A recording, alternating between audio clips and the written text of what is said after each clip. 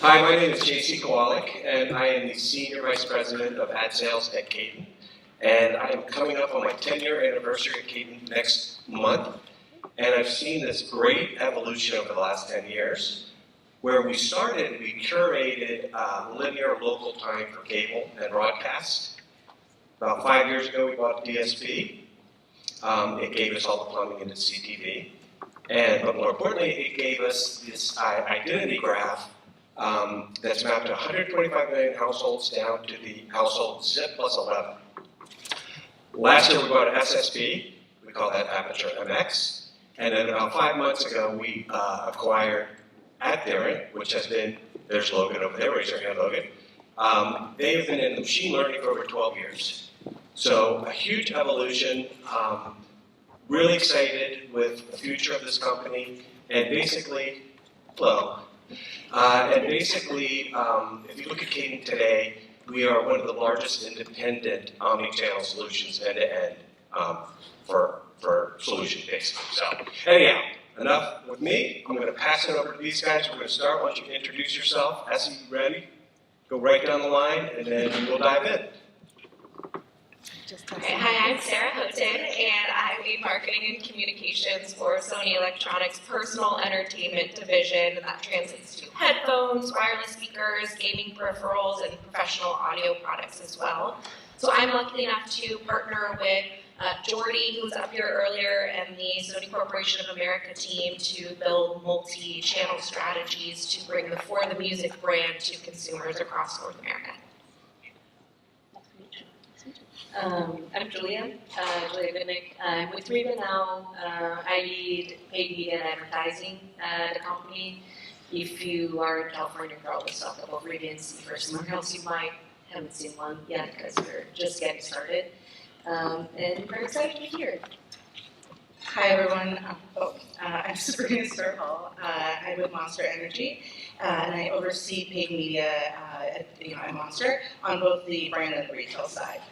And I do have a confession to make. I am having some serious pant envy right now. Joyous pants are another level. Just testing. Oh, okay, it just worked. So I'm Essie. I am media manager from Kenvue.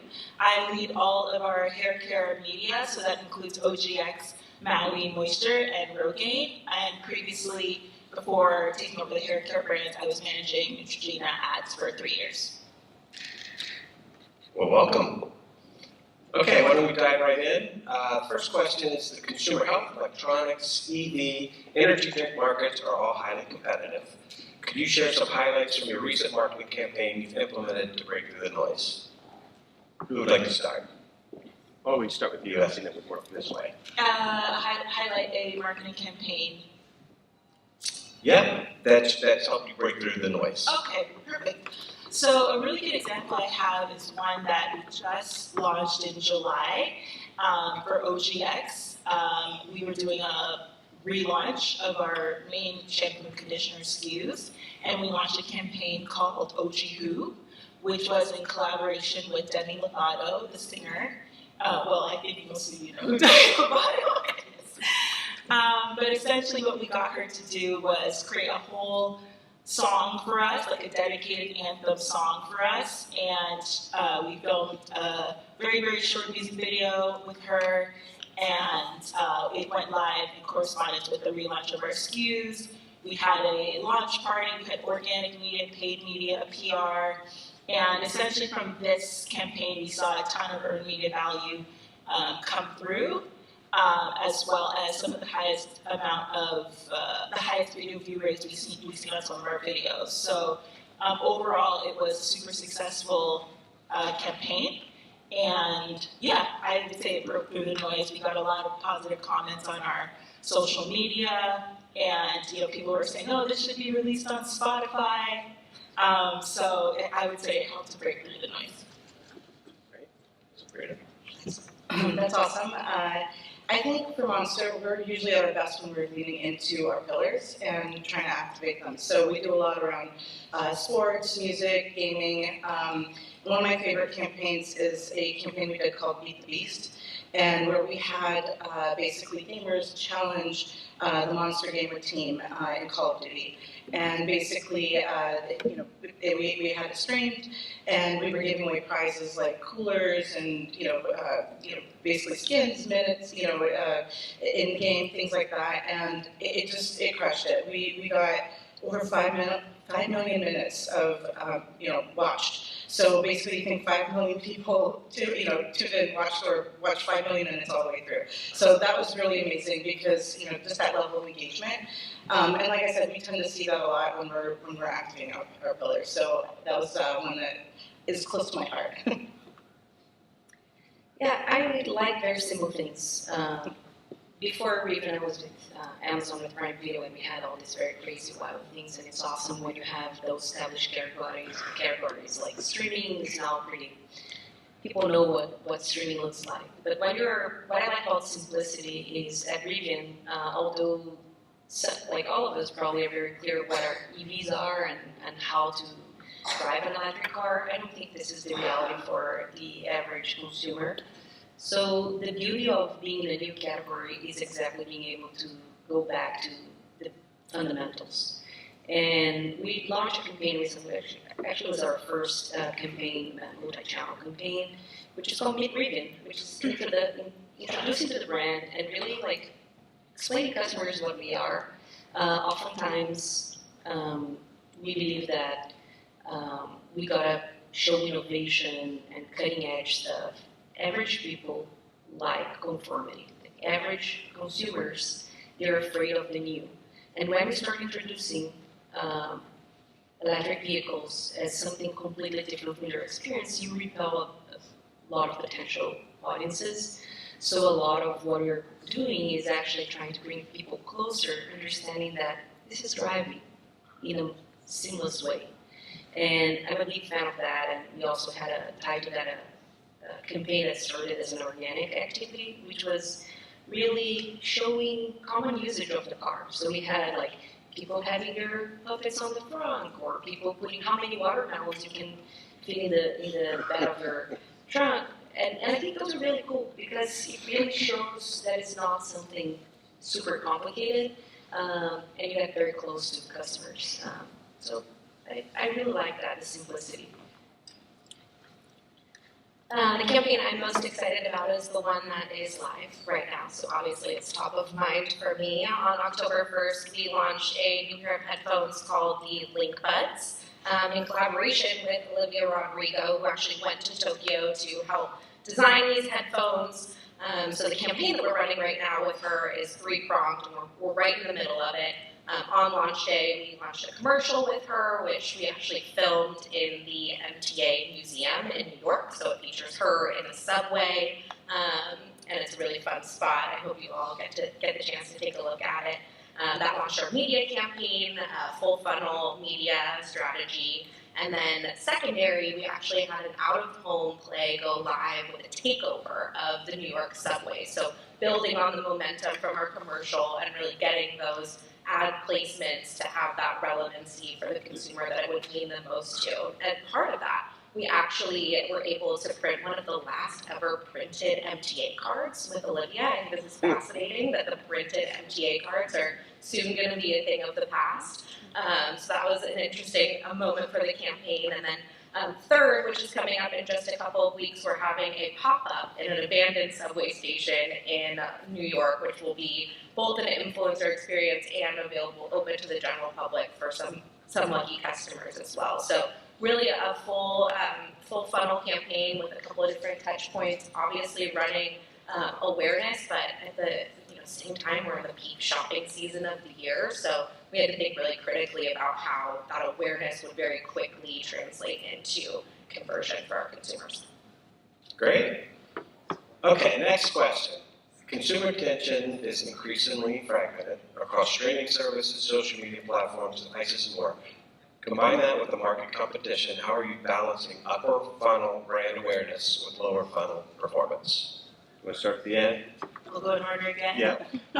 Sure. So it definitely is a challenge to balance our upper funnel and our lower funnel, especially because you see different levels of performance at different levels of the funnel.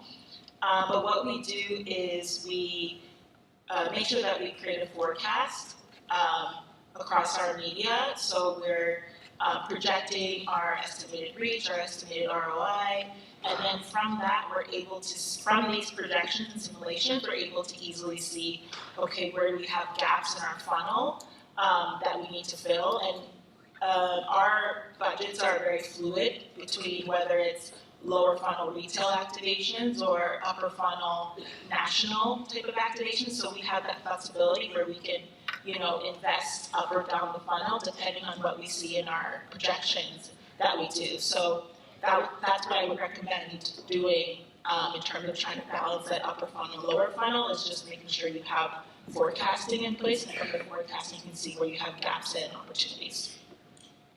Yeah, I mean, I think, we have a similar situation where we're trying to balance both sides, right? And making sure that we're generating sales and bringing people into the brand and having purchase is really important. At the same time, like for us as a category, it's become really cluttered. I read a stat recently that there were 100 energy drink players in the space last year, and this year there are 200. So basically we've doubled. And so if you think about that level of competition, there are probably some players in the space that are much, much cheaper than, you could buy one much cheaper than Monster. So we also have to make sure that people love the brand, because if they don't love the brand, they're not going to be willing to pay that premium, and they're not going to keep coming back. They're going to be more likely to switch between brands. So we really have to look at that interplay and invest in both, but not ignoring one over the other. Yeah, I wasn't smart enough to get a job at Wall Street, but I'd like to think that when I play with the investment that I have for the brand, I'm playing kind of an investment banking. I really say, I think I told you this before, I look at my brand building as like kind of my long-term investment, kind of my 401k. I need to be doing that. I need to think one day we'll retire, and I need to be able to be cool. But while I need to deliver results with my day trading kind of thing, so keeping the flexibility and really understanding where at the right moment where you can save a little bit more, do that brand building while also delivering is important. In the case of Rivian, because we are still small, working towards our profitability and being public traded, makes that balancing like really intense. So yeah, I feel like a little bit the underpaid Wall Street kind of job by having to really be on like fine tuning on the day to day. But I find that exciting, and it gives us a lot of opportunity to learn and test and things like that. If I could add real quick, just because, one of the things we talked about was how different our challenges are, because I actually came from an auto background, and we were talking about how when you buy a car, usually like they're changing out like every 3 to 5 years, versus if you're buying an energy drink, that's something that you could do multiple times a day. So in terms of balancing that upper and lower funnel, it's like, for us, we have to stay in front of you all the time, and I think you have to do the same, but you have to be there in that moment that makes a difference, and you don't know when that moment is going to be. So. Exactly. Yeah, especially because the brand is so new and it's so different, and we're still refining our segments and really understanding our customers and motivations. And the economy isn't playing in our favor, right? With high interest rates, a lot of uncertainty. So how do you keep showing results to your CFO and to your board of directors, and building the confidence that you are working towards the long term, but also finding the signals. So the other thing is like, I'm just going to pass it to you, just like that. I'm enjoying it. How do you really break down your different KPIs and help your leadership understand how those things correlate? How are you measuring against each of them, and how you're moving people through the funnel? Because also just saying like, oh, I'm building a brand, that doesn't help, right? We can't afford this anymore. I think in the past people could say that. So I think this is also what I work a lot in, really dissecting the individual metrics behind each state of the funnel. Yeah, I mean, I completely agree. I think for me, it's a little bit different than some of the other verticals. Any other retail marketers feeling the heat this week, getting ready for Black Friday? not a big retail crowd out there. Okay, well, it's crunch time for me, so I have time to be here today. But I think, yeah, to that point, we run brand campaigns, awareness campaigns all year. Olivia Rodrigo was one, but we had Peso Pluma earlier in the year, and La Seraphim, a K-pop artist group as well. So taking that awareness that we bring from all these different pockets of audiences and consumers, but then making sure that we're getting that data on them, not just for who they are, but for what they're doing and the signals that we're showing us. And we can run brand lift campaigns all year, but it really comes down to what's going to happen over the next few weeks for us. We're going to live and die by the conversion that we're able to create for Black Friday and Cyber Monday. And you're only going to be able to do that if you understand not only who your consumers are, but who are the ones that are ready to convert and make that purchase. Great. Okay, looking ahead, what do you believe will be the most significant shifts in consumer behavior over the next 5 years? And how are you preparing your media strategies to stay ahead of these changes? You want to start? Sure, I'll go first this time. I know there's been a lot of back and forth on are we an influencer, pro-influencer, anti-influencer crowd. Influencer and creator marketing is a core part of our strategy. Or the music brand is meant to get closer to the creative vision and help people bring that to life. I think the shift that we're going to see with brands is brands are realizing that this isn't just a transaction that you're making for somebody to put, story post up with a link to click through in bio. It's really about making those authentic connections with people, and for us, that's really been successful so far. We have a group of about 20 audio ambassadors that are a diverse group of creators that are either DJs or musicians or dancers, and all have music as a core part of their personality. And we've been engaging them in these long-term partnerships, and we find that they consistently are our best performers because they know how to talk to their audiences about us. They care about us. And I think that's going to be the shift is brands realizing the power of social media is in those true connections, not just the click through, not just the likes. Yeah, I'm with you. I'm still defining the menu for Thanksgiving, so the 5-year run rate is still very far from me. And I hope I get everything wrong. Because I hope the industry changes in a very significant way that we can anticipate. I hope actually that privacy indeed, I know it's a conversation that we will also want to have, increases. I do think we got addicted to very short-term signals, really aligned to what you said. And I think we need to be a little bit more thoughtful in how we market. I just see clean rooms expanding substantially, which will give us an ability to really measure the impact of our investments in advertising without compromising customer data. I hope we learn new stuff that we are not even aware of. I guess I'll go in a bit of a different direction. For me, what I'm thinking about a lot over, that may happen over the next few years is really focused on sports. As I mentioned, Monster does a lot around sports. I have a son who's an NBA fanatic.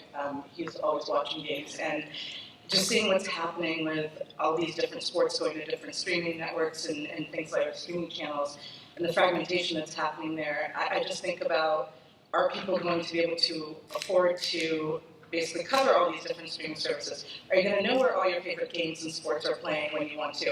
And what I feel or worry is going to happen over time is that eventually people are just going to tune in for the big games and maybe catch snippets of games in socials and whatnot over time. And I worry about what's going to happen with the engagement of within sports and how does that evolve and what does that look like. And then for me as a marketer, how do I make sure that we're still having a relevant voice in that space if the way that people engage with sports is going to change. But I really do feel that as everything's getting more widespread, that basically you're going to see people consuming sports differently, and still trying to figure out what that means but it's something I'm thinking about. So I would say, as somebody in the beauty /skincare hair care category, that the biggest shift or expectation is going to be influenced by AI and how people now have come to expect quick satisfaction, quick resolutions, as well as those customized user and advertising experiences. So for us, it'd be more of being able to try things on with a filter and see how things look on you, being able to have quicker access to samples because of the era that we're in post-pandemic where, you know, a lot of companies are willing to ship samples to you. You can try things on and send it back and all that. I think that we're going to continue to see that trend of that new bar and expectation and precedent that's set from these quick resolutions that AI is calling, and also, as I mentioned, the quick resolutions for remote and that bridge between offline sales and online is getting shorter and shorter. So I would say it's set this expectation that we now have to live on up to, and it's probably going to be the norm moving forward. Great. Are we doing on time? 10? Okay, cool. Okay, moving on here. Experimenting with new media platforms can be risky yet potentially rewarding. Can you share a recent example of a new media channel that your brand tested and what insights were gained from the results? Second part to the question. Or are there any new media channels that you're excited to explore further? I'll go first. So for confidentiality reasons, I can't say exactly what new channel we're going to be on, but I can talk about some of the existing channels that we're in that we're leaning into some of the newer function features, specifically on TikTok. TikTok recently launched TikTok Shop, which I'm sure a lot of you guys know. So that's one of the areas of the platform that we've tested, and we've specifically with our collagen bake product is one of the first ones we did, and then we have our one of the products for OGX also launching on there. And from that, we were able to experience incrementality in sales. We also experienced success in terms of building affiliates. I don't know if you guys know, but TikTok Shop has a whole affiliates program that really complements it very well. And so through that, we were able to have quicker access to finding affiliates as well. So I would say that would be one of the emerging areas, not overall new channel, but emerging areas that has worked for us. I probably need to be a bit vague as well due to confidentiality, but what I will say is, we try to always stay ahead of things and make sure that we're testing, learning, taking meetings. We have looked into things like TikTok Shop and whatnot, and investigated what those opportunities would look like. But I think more than anything, I would say it's not always about what's new and just doing something new for new's sake. It's like how do we dive deeper into the things that we already do and do them better. And I think that's been a big rallying cry for us internally. Is like how do we optimize the things that we're already doing rather than just jumping to something new because it's the big sexy thing everybody's talking about. So yeah, we are looking into new, but I think the bigger piece is how do we optimize existing. Yeah, I really like affiliates marketing. I find that so interesting, not necessarily from the conversion perspective, because we tend to look at affiliates from, guaranteed outcomes, but I really find it interesting channel when you think about building reputation and credibility through credible voices that can bring your own interpretation. So we are exploring some interesting things which are not very common for OEMs. First, because we're D2C, like we're very different from legacy automakers where we have a very retail experience. But also, I would never expect someone to click and spend $100,000. Like, oh, I saw this. I just bought a $100,000 car. But I do see that there are opportunities to help with the brand and increase consideration. So how do we expand this relationship where we can sit in between what influencers is and what actually is the partnership with creators and publishers that can help do their brand as a complement to your general brand building opportunities through upper funnel or commitments that you do regularly. That is one that I'm particularly interested, besides all the splashy things. The other one is one that I not necessarily like, but I'm very intrigued. My agency keeps trying to convince me to spend in some high-impact units on connected TV that have a lot of moving pieces at the same time. Or running an ad and you have a click and you have a QR code. And I'm still like, how, maybe I'm getting too old, but how do you manage to, like that for me feels like when you're Twitch, like on Twitch and there's a lot of people chatting on the side and you're like, you know, I don't know, guys feel that, because I find Twitch very overwhelming sometimes. This is how one of the things that I'm debating with the agency. So the most important piece is not the actual what, is the how, and the how of the measurement, how you're measuring and making sure that it's building something relevant to you, not just spending the dollars. So this is an area that I'm very also interested in exploring further. Speaking of a channel that kind of took that jump for us to take it from spending the dollars to having the data was actually a recent campaign we ran with Amazon. They gave us the opportunity to be one of the first to test their interactive streaming audio ads. Now, we hadn't ever really run too much streaming audio because it wasn't high impact enough to be in our awareness bucket, but we couldn't have the true click-through. We weren't really able to create custom e-commerce pages where we could drive people to understand the demand that was coming from that channel. So didn't really know where to put it into our funnel, but Amazon approached us with this new ad type, really, that included a prompt for users to basically say, Alexa, add to cart while it was happening.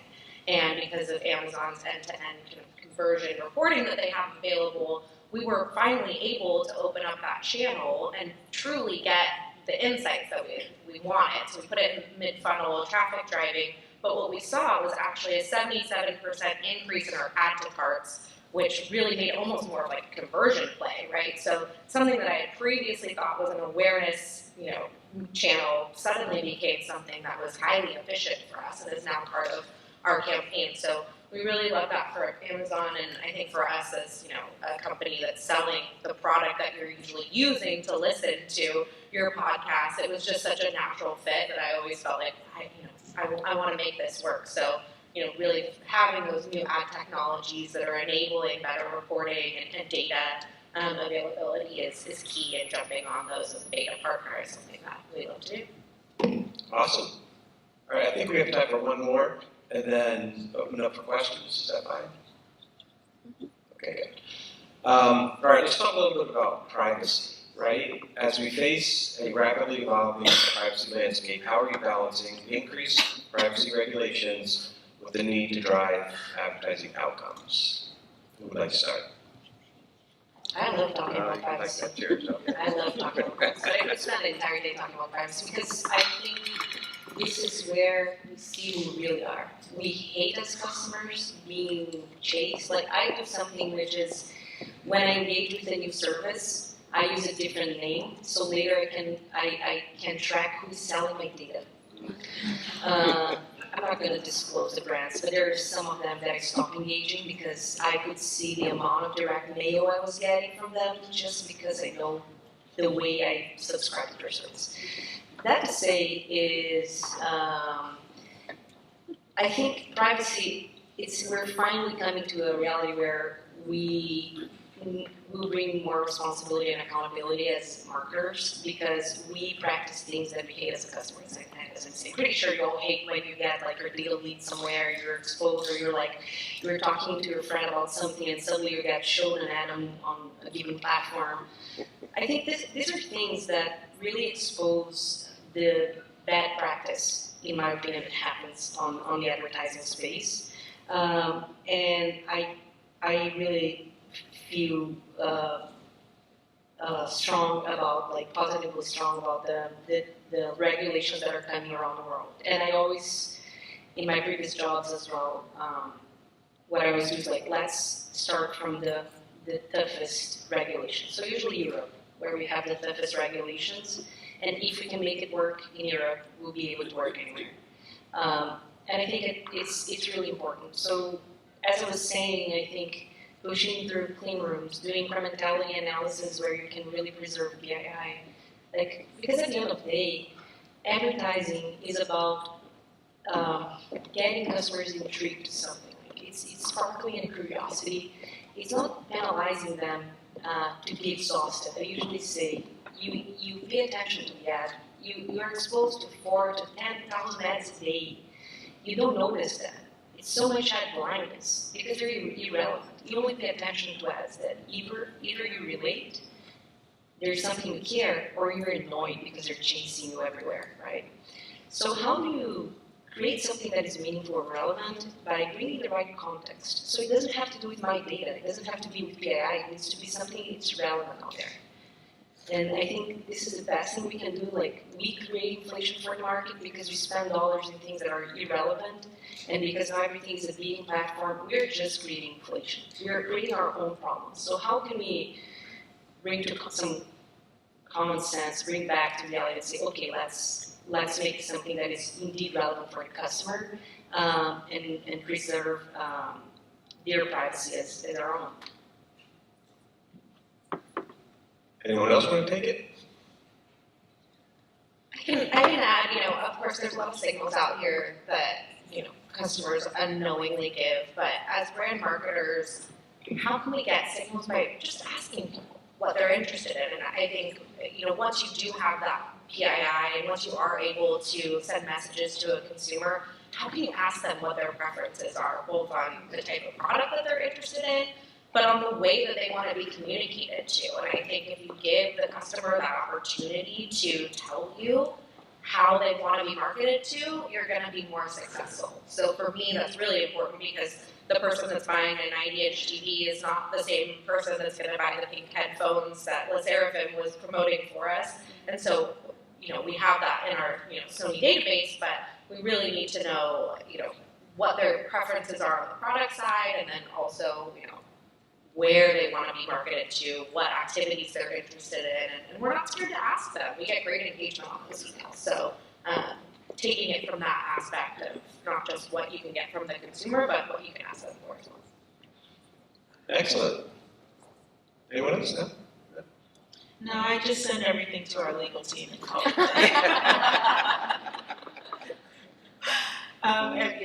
I'm just joking, but I don't think I'm really prepared to answer this question today because I thought this question was so complicated.